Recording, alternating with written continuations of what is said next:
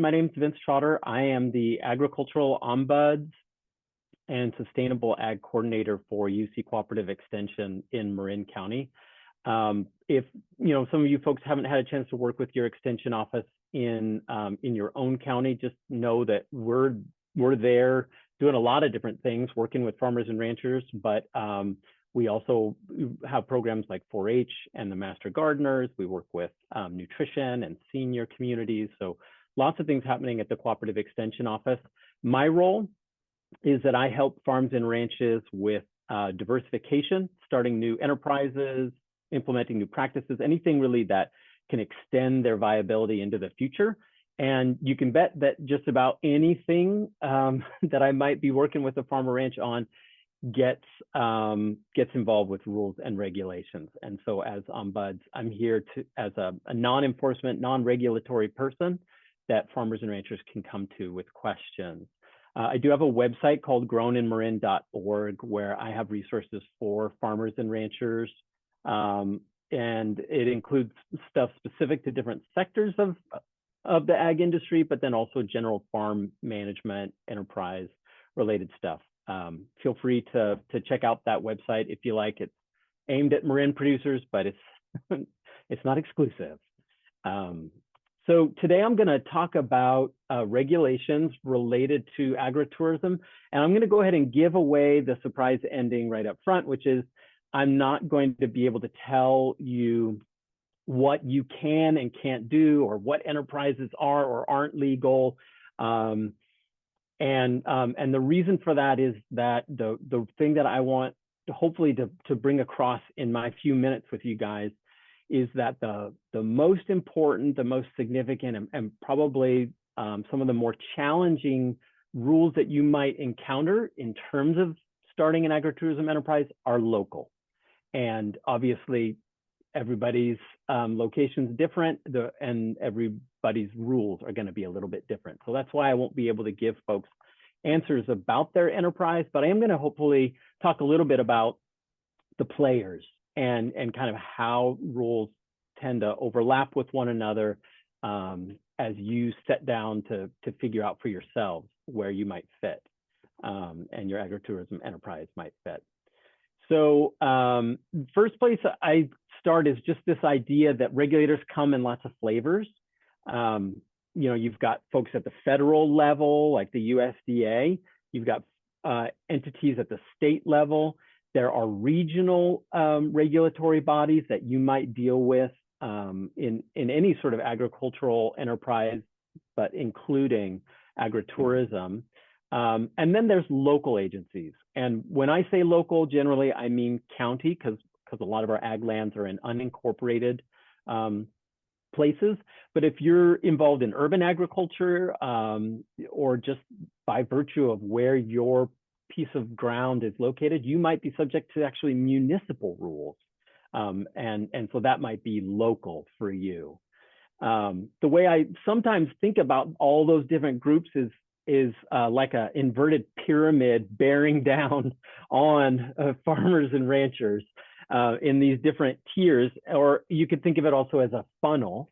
So generally, a lot of federal rules are pretty broad and permissive because they have to apply to an entire country. But every funnel kind of lets less and less through as you make your way down the funnel. And so state rules, even when they're dealing with the same kinds of activities that a federal rule might be applied to, tend to be more constrictive, less permissive, more specific.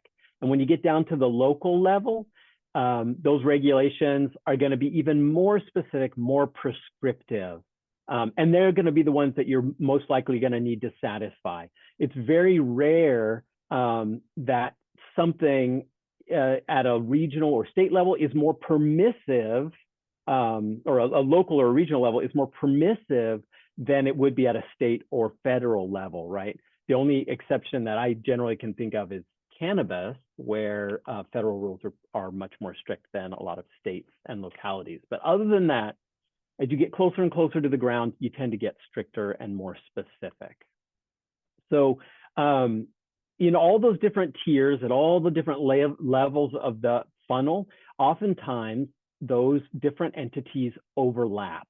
and they overlap in different ways that might, affect the way you interact with them around your agritourism enterprise. An example I'll use just for the moment is processed foods, and specifically food safety. So sometimes all the tiers, federal, state, local, they're all at play, and they're all touching what you're trying to do. For example, if you're making pickles, the federal government, the FDA, has a program called FSMA. You're going to be working with them around your processed food enterprise. But the State Department of Public Health has a cannery license program. They're going to be inspecting your facility. They're going to be testing your product and looking at your recipes. And then if you're making that in a commercial kitchen, the county is going to be in that space, just checking out all the food safety elements. So you can imagine in that enterprise, all of them are in the room at the same time. Sometimes, though, one of the upper agencies kind of deputizes a lower agency and says, we've made the rules, you go enforce them. And an example here is the cottage foods program. So if any of you have looked at or participated in a cottage food enterprise, you know that the state Department of Public Health makes the rules about what you can make and who you can sell it to. But the folks who actually implement the program are your local environmental health department. They issue the certificates, they inspect the facility. They don't really make the rules. They're just acting on behalf of the state to enforce the program that the state created. And then there's examples of times when one entity kind of takes control and the others just sort of stand back and take a hands-off approach. And if you think of like cutting meat or grinding for sausage or marinating meat, that kind of processing at like a restaurant or a supermarket butcher counter, even though the USDA and the CDFA has lots of rules related to meat processing, in those scenarios, they assume that local public health is in that facility, and they're not going to get involved. You just won't see them. So there are ways in which you can have all entities interested, but interacting with you in different ways. And so let's take an agritourism endeavor, like a farm stand, and think about this idea of overlapping entities. So in a farm stand scenario, the state, the California Department of Food and Ag, created these definitions for a field stand and a farm stand, and they say what could be sold there and to whom, and they even created some exceptions to state rules around pack size and labeling. But they have said in their rules around farm stands that those stands must be established in accordance with local ordinances and land use. So they're basically saying, we have an idea of what a farm stand is, and we think it's a good thing, but you know what? You're going to have to talk to your local folks first. And so this is one of those scenarios where the local entity is really going to be the more important body here, because they're the ones that write those local ordinances and land use codes that are mentioned in the state rule. And those local agencies are, I've got some examples here, the planning department, environmental health services, the building and safety department, public works. We'll talk about how they might relate individually in just a second, but this is that idea of overlapping entities, but in many ways, it's really that local one that matters. Now, in a situation like a farm stand where you have entities overlapping, it can be hard to know who to listen to and basically who you've got to pay attention to. And I really emphasize these ideas of how and whether. And I would actually argue you should think about whether first and how second, but we're going to take them with the how first, and then we'll get to whether. So when I say how, in the context of a farm stand, groups like environmental health or your building and safety department, they have a stake in how your farm stand operates. How clean is it? What are you doing to keep out the mice? If you're building a new structure, there might be a building permit related to that. Public Works usually looks at things like how folks come on and off a property and whether it's creating traffic issues. These are all how questions. And any of these groups might require a permit or a consultation, or they might just have published standards that you have to meet in order to sort of keep them happy. But more important really than how that farm stand operates is even whether or not you are allowed on your particular property to run a farm stand. And this is the question really of whether or not farm stands or retail sales are considered appropriate to agricultural land. Maybe it's appropriate if you get a permit. Maybe it's out of the box, allowed, no problem, just do it. Or it might not be allowed at all. And this question of whether or not an activity, regardless of how clean it is, how close together the studs are, regardless of any of those things, this question of whether or not it's deemed appropriate to this piece of ground, that's the work of the planning department. This is land use. And your planning department is going to use two documents to basically give you your answer of whether or not, in this case, a farm stand is allowable. They use what's called the countywide plan, or sometimes it's called the general plan. And they're going to use something called the development code, or it's called the zoning code. The way I think about these two documents is in our house, we have kind of two principles around mealtime. One is we eat like, healthy, nutritious food. And the other is it's nice to finish a meal with something sweet at the end. Now, that's just our overarching principle about how we want to feed ourselves. And that's the countywide plan. These are the values of the county. This is their sort of grand vision for what kind of place they want to have. Now, in our house, we might have specific rules that say on Mondays, we're going to eat strawberries after dinner. And on Wednesdays, we can have ice cream. Fridays, no treats at all. We're going to take a break. That level of specific kind of nuts and bolts of how you live out the principles, that's your development code. That's got your setbacks, how far from a property line, how high, how many people at a time. Those things are written into the development code. And if we were to decide that this whole ban on sweets on Fridays isn't working and we really want to have a cake on Friday, we could change those rules, and development code, zoning codes, those get updated. Sometimes once or even twice a year. Specific parts of it will be amended. The countywide plan, that grand vision for how this sort of community lives and works, that doesn't get changed nearly as often. Maybe every 5 years, maybe every 10 years. And so when the planning department sits down, they're going to open up their development code to see how a farm stand fits in this nuts and bolts set of regulations. And they're going to go to the bit that's all about land use. But those things, those rules in there should be in accord with the countywide plan. And, we're talking about farm stands here, but this approach to how something operates being distinct from whether or not an activity is even allowable, that applies to all kinds of agritourism, whether we're talking about starting a B&B or doing a wedding venue or a U-pick operation. Whenever you're talking about some new kind of activity, it's really important to ask not just how, but whether. And to be super concrete, I've worked with farmers in Marin County who looked at the state rules around farm stands, who even talked to folks at environmental health and got really clear on what a perfect farm stand would look like. And everybody was in agreement. This was nice.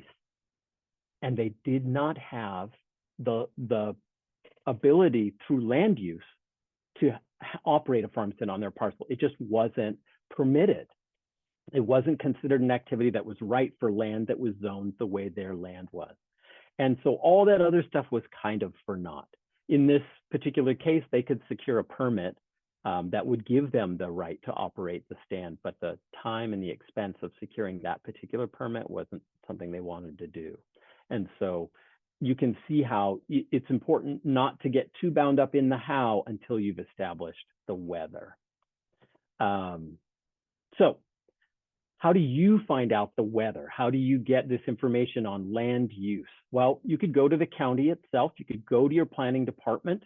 Oftentimes there's some kind of permit counter or walk-up window, and they're going to want to know the zoning for your property. And they're probably going to really want your parcel number, your APN, or at a minimum, the address, so that they can look up your particular property and see how it relates to other properties around it and other areas that are zoned similarly. You might be able to get 5 minutes of conversation at a walk-up counter like that. A lot of planning departments, if you want more information, have some kind of consultation service that you would pay for. They sometimes refer to it as like a pre-permit or a pre-project consultation. And in that kind of situation, you're going to bring maps. You're going to bring diagrams of the farm stand. You're going to bring details about how many people you expect to see. And they're going to look at all of that and give you some sense of probably, whether or not it's possible and any other red flags that they see in it. They might not know issues related to the environmental health department's concerns. They might not know how someone like the Department of Public Works would treat this activity. Oftentimes these departments aren't talking to each other. And outside of giving a lot of specific information, they usually aren't going to give you super definitive answers, but they can usually get you close. The main thing that I see people run into when they go and talk to someone in the planning department is, it can be a little bit nerve-wracking to disclose a lot of information about your property. And each of you would have to think through how much information you want to give. Maybe you keep it very hypothetical and you just say, my land is zoned, whatever. A60 is a typical agricultural zoning in Marin County. They have different ones in your county. And you might just find out if an activity is allowed or not, or allowed with a permit, and call it a day. My experience, though, is that most of the folks in these county departments have their hands full with real permits that have already been submitted, and they're not looking for opportunities to go on an enforcement mission based on a hypothetical that came in their door. Most enforcement that I see is complaint driven, where someone has done something and somebody else saw it and said, that doesn't look right to me. Are they allowed to do that? So, you have to decide how comfortable you are disclosing all the details. But I will say that generally speaking, I coach farmers to give absolutely as much as they can and try and create some safe space for them to do that. If it's more your style, though, you could take a DIY approach and look up that countywide plan or general code, right? See how agriculture and economic activities are kind of treated in that countywide plan, and then go find your development code and look up the land use that's associated with your zone. And the best place to do this, I got a website here. It's just library.municode.com/CA for California. Almost every county and most municipalities in California have their development code on this site. I'll show you, this is Alameda County's code, and you can see they've got different zones, different districts over there on the left side. And then within that, identify permitted uses and conditional uses. Permitted just means go do it. You are allowed. Conditional means you might be, but you're going to have to ask for permission. We might ask for certain concessions. This is, this one is Orange County. They do it a little bit differently. They call out their land use regulations, and within that planning, and then inside that they talk about zoning code, right, for ag and open space districts. This one here is Marin County. I know this one much better than the other two. And you can see on the left, they have a section called Development Code. And if I go to the ag and resource related districts, there's a table, and it says, if your land is zoned this way, here's a bunch of activities, and we'll tell you if it's allowed, just go do it. If it's allowed with a permit, or not allowed at all. So some counties are going to make it a little bit easier to find than others, but with enough searching, you should be able to find your development code and get down to those land use rules for your area. If neither of those work for you or feel comfortable, I encourage folks to seek out some allies. If you're in Marin, Sonoma, Santa Clara, San Mateo County, there are folks like me. They might be called an agricultural liaison or farm buds, but these people are there to help you wade through the rules and know the whether and the how. But even absent one of those folks, your cooperative extension office might have folks who are familiar with some of these rules or could get them. We have a funny relationship with the county itself that sometimes gives us a little bit of an easier time asking questions and getting answers. So your extension office might be a good place to start, but also your resource conservation district, they do a lot of projects, so they know a lot of the rules. If you've ever worked with the California Alliance with Family Farmers, CAF, they do a lot of policy work and they have folks in different regions. And Farm Bureau, all of these entities work with policies on some level and could be a good place to get some answers. But again, the key is local answers, because so much of the rules that would apply to an agritourism enterprise are going to be specific to your county. And so you want somebody who knows those local rules. So what happens if you don't like the answer that you get? If what comes through that funnel isn't particularly pleasing or conducive to what you're trying to do, what I always tell folks is that pyramid, that funnel, it's heaviest on the ground, obviously, where you're standing, but the folks that make the rules that are most applicable to you are also closest within reach. Those are your board of supervisors. Those are, your local other organizations that deal with policymaking. And so I encourage people to look for updates to their general plan, look for amendments when they're being made to the development code, and talk to those local officials and other organizations. So that's my brief take on rules, how to find your way through them. Thanks so much